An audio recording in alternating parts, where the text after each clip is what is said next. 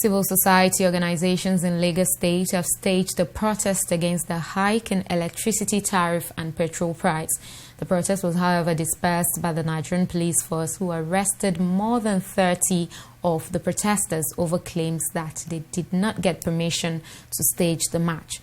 Abisola Adebayo witnessed the protest and files in this report. For these civil society groups, their demand are simple: increasing both electricity tariff and fuel pump price at a time when the country is grappling with the impact of the coronavirus pandemic. It's a double jeopardy for the average Nigerian, and it must be rejected. Expressing their displeasure at the recent hike in electricity tariff and petrol price, members of the Joint Action Front, in alliance with other civil society groups, hit the streets of Lagos with chants of enough is enough from the federal government. The aggrieved protesters say they refuse to sit by and watch as the federal government makes the lives of ordinary Nigerians miserable. The Nigerian people have decided today across the country to sensitize their fellow Nigerians and to mobilize for the struggle ahead. That struggle ahead is to resist the lies and the falsehood that has been characterized by the antics of this government. And it is that there is no subsidy. What we have been doing is subsidizing the ineptitude of the government. This impervious government once more announced some series of hardships against the people of this country. The 100%, almost 100% increase in the price of electricity per kilowatt hour. The increase once more in the pump price of fuel. Now the government is giving another funny excuse. They have said with the increase in the pump price of fuel to 162 naira, they have said that subsidy has been removed.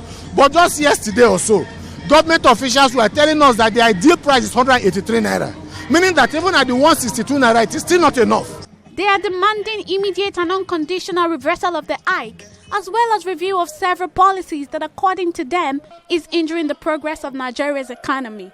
Revert back to the preconditions, the rates of public services, the rates of services to the country, from stamp duty to tariff in electricity to even petroleum product. That is precisely what we are saying. The government has to go back to 87 naira pump price of fuel. Because the issue is this: if they talk about subsidy, why is subsidy a necessity? Why have they not built the refineries so that they will no longer subsidize? Why have they not done around maintenance on our refineries? So each time government fails in its responsibility and duty to the people, then the next thing is to impose the burden of their failure on the people of Nigeria. The group have also called on the labor unions in the country to join in the fight, as their silence is considered to be consent. Labour has a historical duty to perform.